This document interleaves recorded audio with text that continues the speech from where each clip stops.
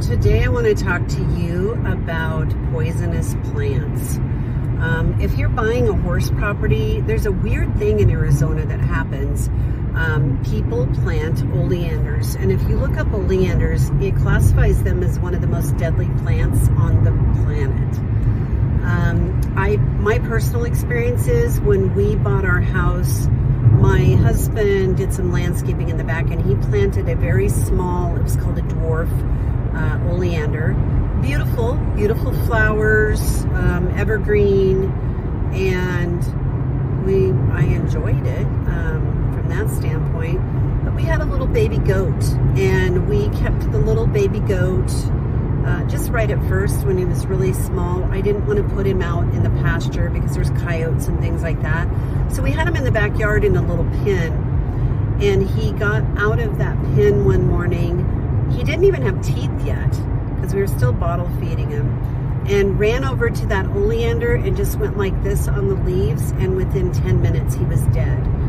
And so it is such a frightening plant. I mean, there's no time to even react or respond or call the vet or anything.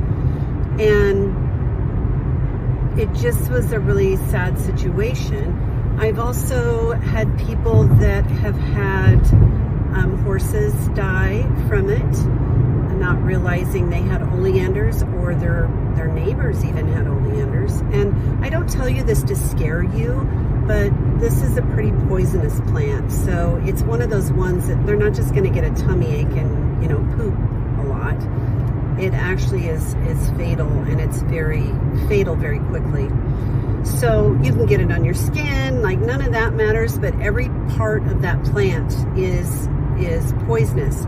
There was some guys down on the river bottom that they stripped all the leaves off, and they cooked hot dogs on the sticks, and they both died. So even though it's rare because most people know about it, you know, it is highly, highly toxic. So I always tell my horse people, look for oleanders. I help them identify the types of plants.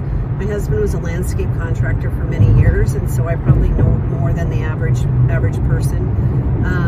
But those are things we also offer guidance on. By no means am I an expert, but I can certainly point out what I know, okay?